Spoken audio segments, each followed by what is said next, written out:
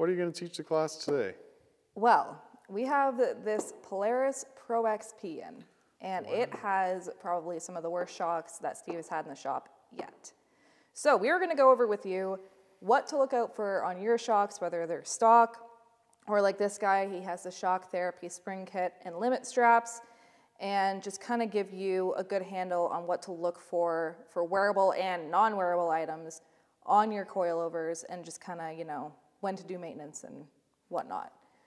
So as you can see on these, you can see it on camera, I'm pretty sure, but there's a lot of wear on the body here. The body usually comes as like a dark gray color, and anywhere that's silver, even down in here, that is all wear.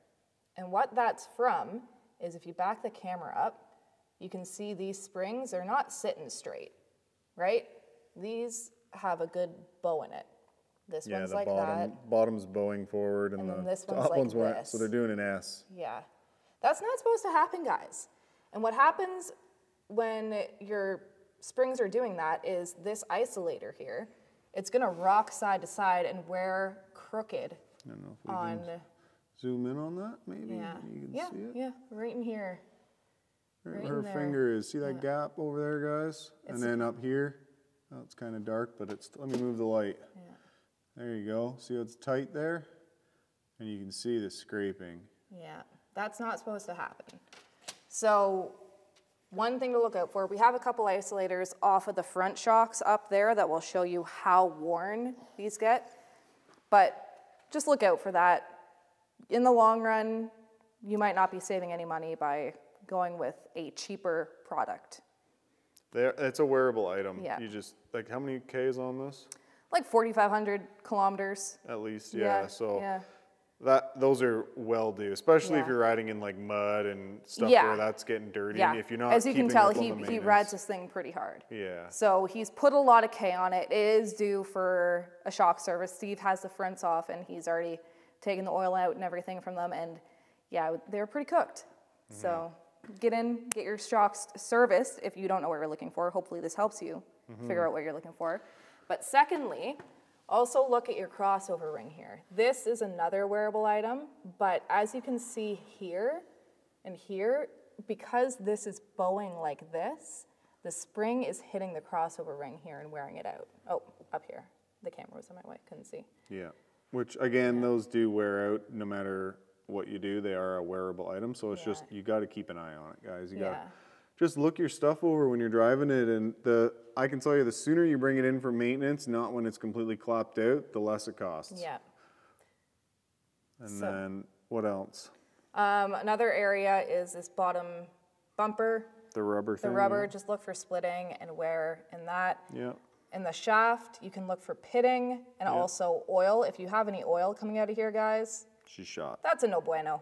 Yeah. You're not having a good time. Yeah. You need some service at that point. Yeah. So when you're looking over your shocks, those are a couple things to look for. Another thing is, if you have paint chipping in between the springs here, that means that these springs are being too compressed and they're at full coil bind and they're actually hitting. Yeah, the metal on metal's hitting. Yeah. And you will break your springs if that's happening on your machine.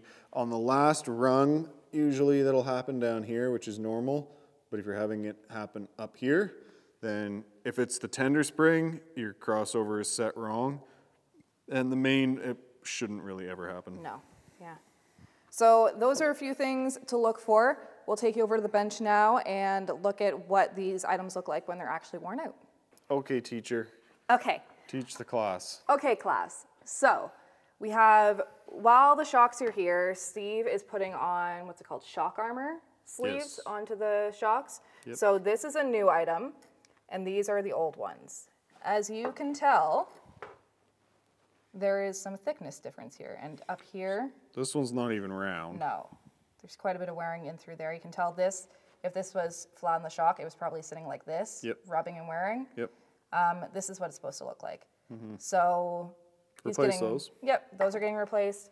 And often people say that this happens with the isolators because you didn't clock the springs 180, which means that this and a spring on top of it those two parts, the end of the spring, aren't sitting 180 to each other. I'd say that's kind of bull caca, because they were installed properly. When you're putting on the spring kits, you're instructed to do so. He did so. And if you looked on the shock, it is installed properly and it's still rocking. Yeah. So the one thing that you want to look out for when you're installing springs is don't have it sitting like this. This is on the bottom of your spring there. It's called the, what is it? The spring retainer. Spring retainer. If this is happening, that is more likely to cause that bend in your spring. You want it to be sitting like that, nice and secure. You want it tight. Yeah. So, a few things to look out for if you are doing one of these spring kits at home. Just some tips and tricks. If you have one and you have seen somewhere, maybe drop a comment below. Tell us about your experience with these, and maybe your stock ones have somewhere. Like, your shocks are going to get wear no matter what. Yeah. If you're playing with it. It's a wearable item, a rebuildable item. So you just got to keep an eye on all these pieces, like mentioned. If they're getting hollowed out or scratching up your shocks, like there's more shocks here. Same thing, these springs are 180 to each other, and well, it's the same company springs as the other Polaris. These are off of Polaris too, and they're just as rough a shape, and they got to get done. So. Yep, we've seen a bit of it, so we thought we'd address it. If you have any different issues that you've seen, maybe drop a comment below and let us know what they are. But I think that's about that. Any other questions? Let us know. Maybe we'll cover it in another video. But heads up, we do have a couple new hats in. So through the month of March, anybody who places an order, you might get a random hat. Yeah, so go to the website, b3offroad.com. Yeah. Thanks for watching.